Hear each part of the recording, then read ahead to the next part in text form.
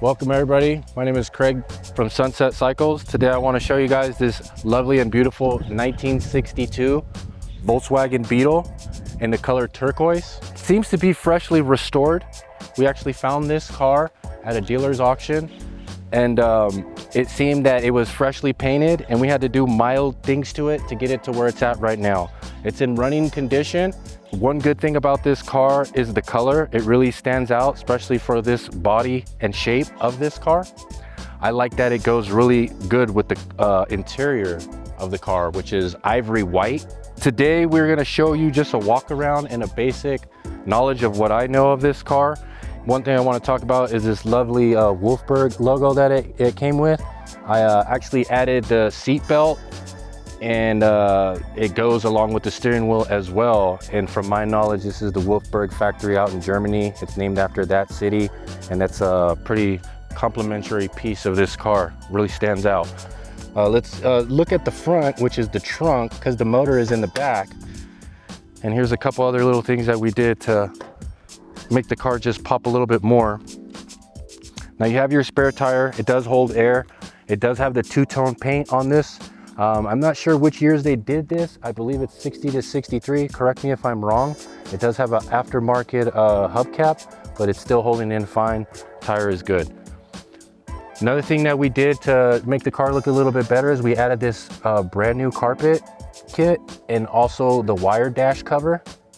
And it really complements the color of turquoise with black. The seals were all freshly redone on the fenders and on the trunk. Also, if you notice, the lenses are still Hella, which to me is believed to be original. The lights, I am not too sure. I believe they might be aftermarket, but the ring and the lens for sure seem to be original. Also, another beautiful piece on this car is the bumper. In the 70s, I know they were just one piece. With this, it kind of just represents that old classic look that people expect from a 1960s Beetle, early 60s Beetle. Another thing that we did and just went over it was the trim. We made sure that it was all aligned, which it looked pretty flush, so we really didn't have to do anything to it. We're not sure if it's original, but it was already there when we acquired the car. We did put new tires on it. They are dated this year, and they are all matching on all four corners. We also did the outer ring of the rim because it was just a little, it was in good condition, but it just had a little bit of scuffs from people changing the tire. And the inner, which I believe is called, I think it's called Ocean Green, I wanna say. It was in pretty good condition, this one being the worst one, so we just left it. These running boards were in really good condition, so we were not having to replace them. They looked totally fine, like they had just been refurbished or replaced. We did add this jack hole cap. It just kind of pops off this little chrome piece. Makes it look really nice, you know? Also, these windows open perfectly fine, which is the AC in the car, as it has no AC, but they do work really fine, and you get a really good breeze in there. Another thing that complements this car is all the seals have been replaced on the car, and they do have the chrome trim. So it looks like when they painted this car, they probably took all the glass out, put new seals, and then put the glass back in. The same thing with the back. You have that complimentary two-piece bumper, and then it does have the rear lights in working condition for your rear, which was an add-on for this car. Also has these stickers. It's, you know, it's kind of vintage. Looks like this person went to Cal State Fullerton. Dual exhaust. The lock on this still works fine. As you can see, it is locked. Let's go ahead and open it up. The seals have been replaced on both the fender and the trunk lid. The motor didn't need much. We tightened the belt, we changed the oil, and we made sure the valves were tightened.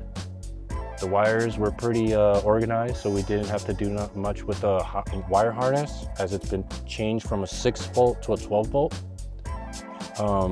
We checked the spark plugs. We made sure that I was just running properly, and it really just needed a flush. These cars are really good with just somehow sitting for years, and you clean the jet and they fire right up. So this car was not a disappointment when it came to that. Once we flushed it all out, it was ready to go. All right, guys, let's talk about the interior of this car. We could start with this door. It seems like they added a Pioneer speaker, which is an aftermarket, to the door panel. And these rivets for added protection so they don't pop out. I know this is original. This seems to be original. I'm not sure if the actual panel is original. I know the seats have been reupholstered, and we did put a new carpet in the color black along with floor matting.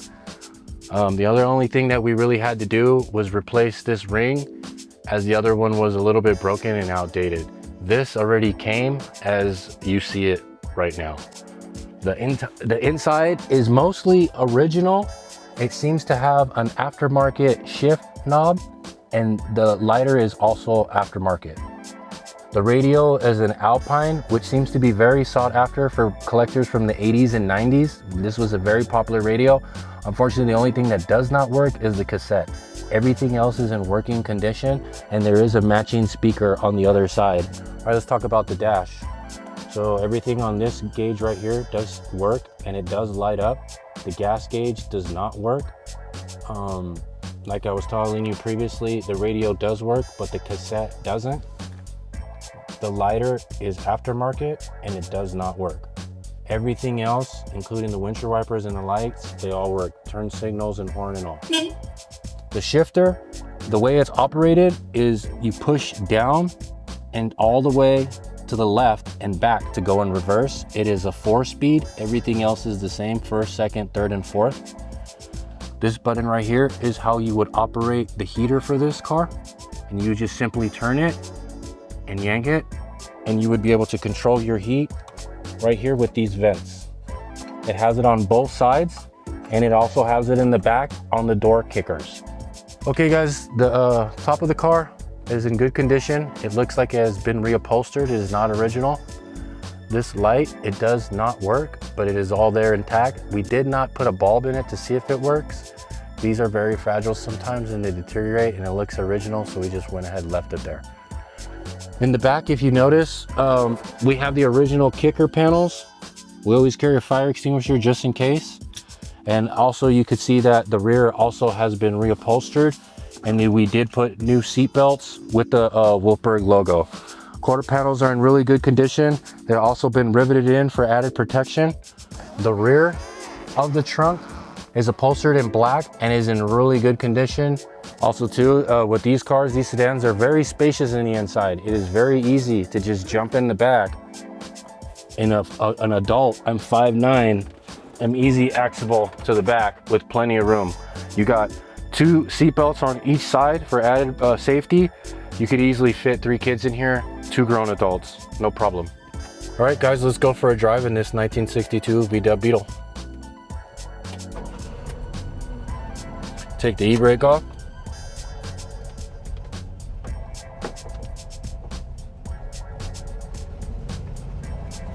Very smooth takeoff, seems to shift very smooth. No issues with the transmission.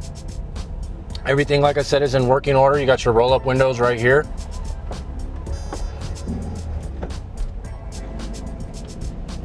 So the car shifts very smoothly in all 4 gears.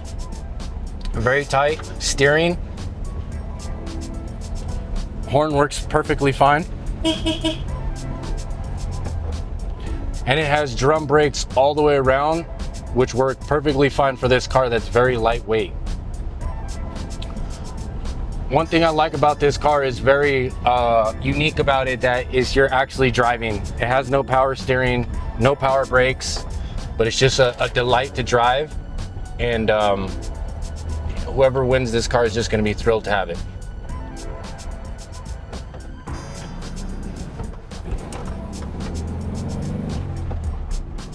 I believe the car has 140 horsepower with the stock 4-speed transmission. I've gotten up to about 60, 65, but I believe it'll go a little over 70. I'm very just lightweight with the car, you know. I just enjoy driving it around town. I haven't really gotten on the freeway with it, but it does perfectly fine on the freeway. You'll just probably be in the slow lanes. So I believe this is the original motor that's inside this car, and it has a 1300 cc, which is about 40 horsepower, air cooled. And it gets up there, man. It's a very lightweight car, shifts very smoothly, like I said. And you just gotta enjoy the car and take it on its best days when the weather permits it. Just a nice little cruise up a hill, actually, in the city of Yucaipa. Looks like we're about to hit this hill and a 40 horsepower. Let's see how it does.